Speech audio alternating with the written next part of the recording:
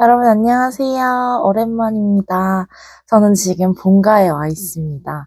본가에 온 김에 이 요거 떡을 먹으면서요. 그 옛날에 추억을 회상하기 위해서 오랜만에 이제 제가 두 번이나 지역농협 면접을 봤던 그 썰을 풀어드리려고 합니다. 그 썰도 풀고 이제 기출 어떤 어떤 질문들이 있었는지 한번 알려드리려고 해요. 우선 저는 면접을 두 번 봤잖아요.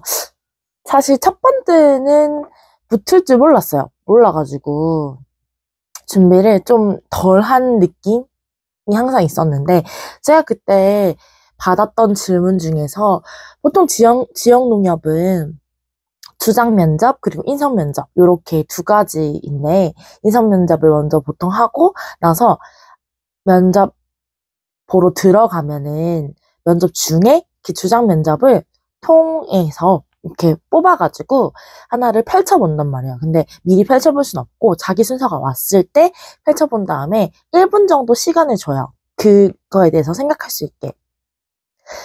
그리고 그런 관련된 뉴스 기사 같은 것들을 이렇게 적어가지고 이제 자기 주장을 말할 수 있도록 하는 건데 보통 주장은 몇 분이었죠? 한 3분이었나요? 잘 기억이 안 나는데 어쨌든 몇 분 이내에 자기 주장을 이렇게 말을 해야 돼요.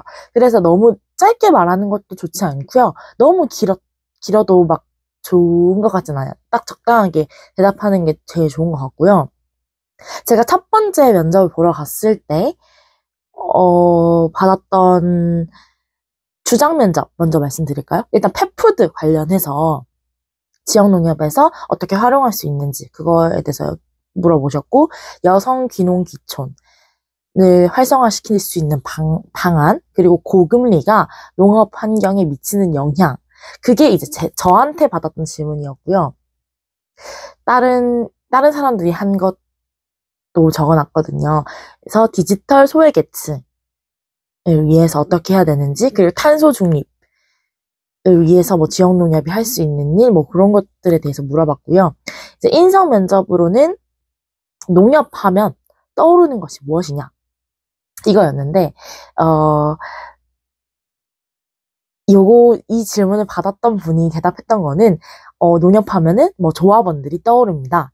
이렇게 대답하셨는데, 그때 막 면접관님께서 우스갯소리로 하신 말씀으로는, 내가 만약에 이 질문을 받았다면, 나는 농협하면은, 앞으로 제가 다니게 직장, 이 생각납니다. 막 이렇게 대답을 할 것 같다. 이런 식으로 말씀하시더라고요. 그리고 가치 있는 삶을 위해 무엇을 해야 하는가?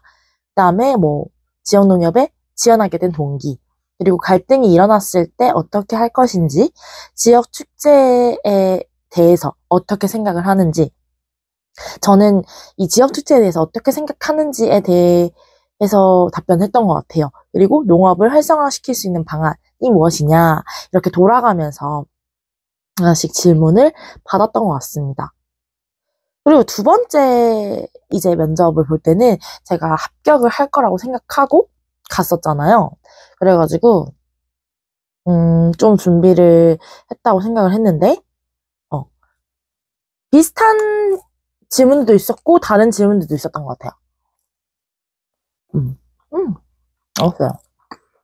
일단, 음, 요거는 주장이랑 인성을 각각 구분하진 않았는데, 음,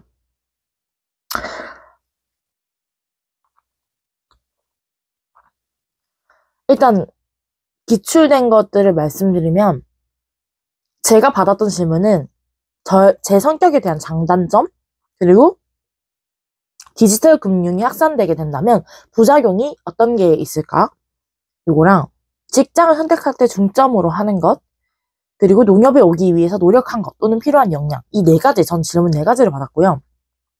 근데 질문을 막 5개 받은 사람도 있고, 7개 받은 사람도 있고, 되게 이제 질문이 좀 차이가 커가지고 사실 저는 많이 받은 편이 아니라 좀 작게 받은 편이라서 좀 저를 드러낼 수 있는 부분이 작지 않았나 싶었는데 사실 이게 많이 한다고 해서 좋고 작게 한다고 해서 안 좋고 이런 게 아니더라고요. 그러니까 몇 개를 받더라도 자기가 확실하게 대답할 수 있는지 그게 중요한 것 같았어요. 그리고 다른 이제 기출로는 챗GPT 관련해서 물어봤고, 그리고 미국 금리와 우리나라 금리의 비교하는 점에 대해서 물어봤고, 그 다음에 하나로마트 활성화 방안, 그리고 지역농산물 활성화 방안, 그리고 금리 인하로 인해 뭐 관련된 질문, 그리고 무인 매장이 많아지고 있잖아요. 그거에 대해서 또 물어보셨고, 그 다음에 은행 결제 방식의 변경, 그리고 그린 바이오 산업, 산소 배출 축산업 산업, 축산업 산업, 탄소 배출 축산업과 관련해서 질문을 했고, 그 다음에 갈등 경험 해결법, 갈등 경험과 그거에 대해서 어떻게 해결했는지에 대해서 이렇게 질문을 받았던 것 같아요. 이게 기출이고요. 이렇게 제가 준비했었던 답변들이거든요. 제가 그때 이제 이거 말고 막 몇 개년의 질문들을 막 정리를 했었어요.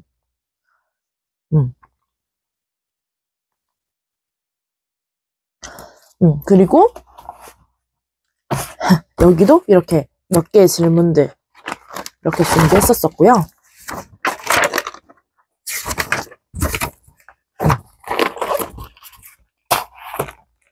그리고 제가 이전에 준비했었던 농협대학교랑 그리고 이제 농민신문 읽으면서 정리한 내용들 이렇게 보면서 그걸 바탕으로 준비를 했었던 것 같아요. 요것도 여기 보시면 이게 준비한 자료들이거든요. 일단 저는 2024년의 10대 농정 이슈가 무엇인지에 대해서 이렇게 읽어봤었어요. 근데 이걸 알 수 있는 방법이 그 한국농촌경제연구원에서 이렇게 매년 발표를 해주거든요. 이때 2023년에 10대 농정 이슈는 뭐 농가 경영 부담 완화를 위한 영농 안정 대책 마련 이런 것들이었고, 농산물 유통 디지털화 진전, 청년농 육성과 농업 노동력 공급 확대 이런 것들 이렇게 읽어보시면서 주요 핵심 사항 보시면 되는데, 근데 진짜 여기에서 읽었던 내용들이 질문이 많이 나왔던 것 같아요. 근데 이거를 읽기만 하시면 안 되고 이걸 읽으시고 난 다음에 자기의 생각 정리하셔야 돼요. 왜냐하면 어쨌든 간 면접은 이게 무엇인지 물어보는 것보다는 보통 이게 이런 상황인데 어떻게 하는 것이 좋겠냐에 대한 것을 질문하기 때문에 이걸 읽으시고 난 다음에 읽고 끝이 아니라 자기 생각을 정리하시는 것이 좋을 것 같아요. 그러니까 요거는 사실 올해의 농정 이슈니까 이슈를 파악하기에는 굉장히 좋은 거라서 만약에 내가 진짜 어느 방향으로 면접 준비를 해야 될지 모르겠다. 올해에 어떤 게 중요하지? 모르시겠다. 그러면은 여기서 한번 보시는 게 좋을 것 같아요. 이렇게 이것도 있었고요. 그 다음에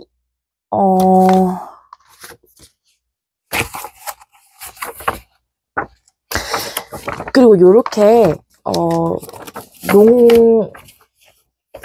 금융이나 농촌 관련해서 단어들 이렇게 알아두시면 좋을 것 같아요. 뭐 쇠고기 이력 추적제 이런 거, 유전자 변형 농산물 이런 것들을 알아가셔서 면접 답변을 하실 때 요거를 이제 답변을 같이 하신다고 하시면은 조금 더 이 사람은 농협에 대해서 관심이 많구나 이렇게 보여질 수 있을 것 같아서. 근데 그렇다고 해서 또 농촌만 너무 하시면 안 되고요. 여기 보시면 뭐 카페라떼 효과라든지 해가지고 아까도 예상 질문에 미국 금리와 우리나라 금리 같은 게 있었잖아요. 그래서 생각보다 그런 금융 질문도 물어보시는 분들 많으세요. 그래서 금융에 대한 지식도 소홀히 하시면 안 될 것 같다. 여기 뒤에 제가 연습했던 거 적혀 있죠. 추억이 새록새록하네요. 이게 다 말씀드리고 싶은데 이게 영상이 너무 길고 지루해질까봐 이걸 다 말씀드리는 게 맞는지 사실 싶거든요.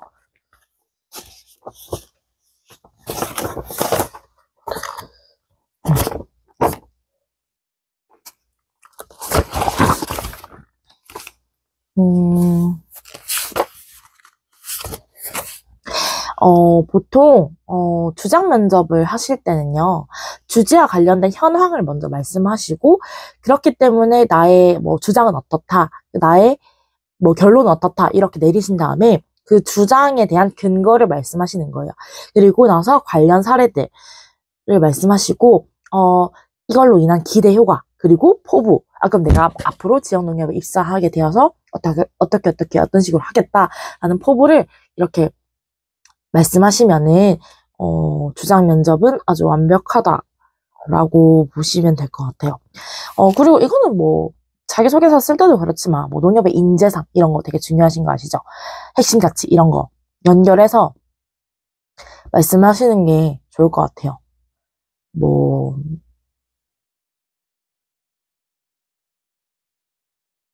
사실, 뭐, 제가 생각했을 때는 찾아보면은 예, 기출 답변들은 많을 거라고 생각이 드는데,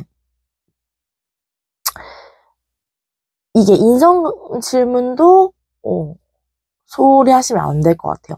제가 갔을 때는 어떤 분한테는 되게 이런 농촌 금융 질문만 막 5개 하시고, 저는 막 인성 질문만 막 5개 정도 받고 이랬거든요. 그래서 저는 생각하기에는 도대체 이걸로 둘이 이제 물어본 기준이 다른데 어떻게 나라는 사람을 평가하지? 어떻게 저 사람을 평가하지? 인성도 안 물어보고 나한테는 어떻게 그 지식을 안 물어보고 평가를 하지? 이런 생각을 많이 했던 것 같아요. 그래가지고 좀 의아했던 게 있었던 것 같아요. 근데 이게 사실 이 지역농협이 필기 발표나고 나서 이틀 뒤에 바로 면접 보다 보니까 준비할 수 있는 시간이 별로 없어요. 그래서 평소에 틈틈이 준비를 해 놓으시는 게 사실 제일 좋은 방법이지 않을까.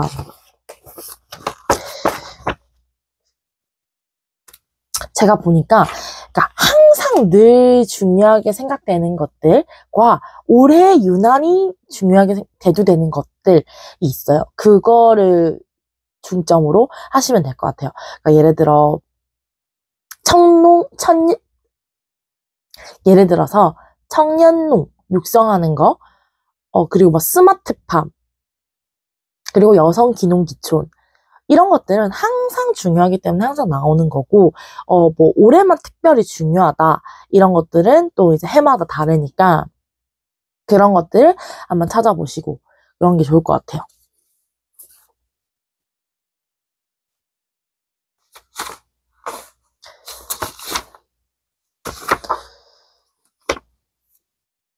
쌀 소비량 늘리는 것도 생각보다 많이 나오고, 이게 생각보다 오래된 기출이라고 볼 수 있어요.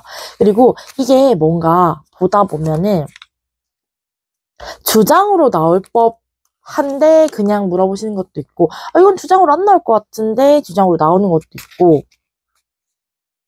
제가 이제 주장 면접 준비했던 거 주장 면접 사실 준비하기 어려울 수도 있을 것 같아서 한번 어떤 것들을 주장 면접으로 했었는지 알려드리면 이렇게 보여드릴게요. 우선은 첫 번째로 하나로마트 활성화 방안에 대해서 준비를 했었어요.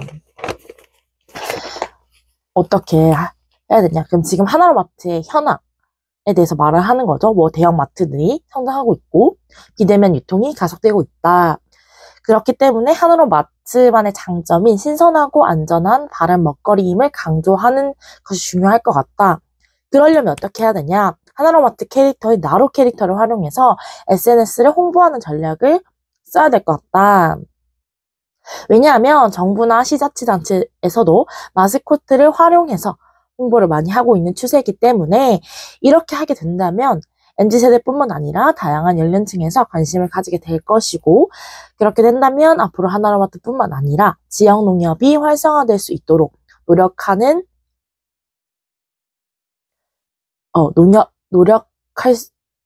한다면 뭐 하나로마트가 활성화가 될 수 있을 것 같다. 뭐 이런 식으로 네, 저는 준비했었던 것 같아요. 그리고 두 번째가 농산물 가격을 안정화할 수 있는 방안. 근데 요거는 농산물 가격 안정제가 최근에 도입됐다고 제가 봤던 것 같아서 이건 도입되기 전에 이제 제가 준비를 했었거든요. 이런 이야기가 대두되고 있다라고 해서 했었고, 그 다음에 스마트 농업. 이게 10대 농정 이슈에 있었던 거예요. 스마트 농업. 그리고 탄소 중립과 지속 가능한 농업. 이것도 자주 출제되는 이제 이슈고요. 그 다음에 아까 제가 말씀드렸죠. 친환경 쌀 소비의 활성화 방안. 그리고 10대 농정 이슈였던 것 중에 하나가 농산물 비대면 유통 성장이 가속화되고 있다. 이거에 관련해서 주장 면접을 또 준비를 했었고, 농촌 인구 감소, 고령화 해소 방안, 인구 절벽과 농업. 이것도 지금 현재 추세에 맞는 기출되는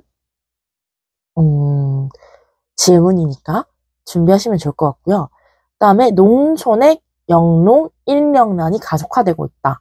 이것도 네.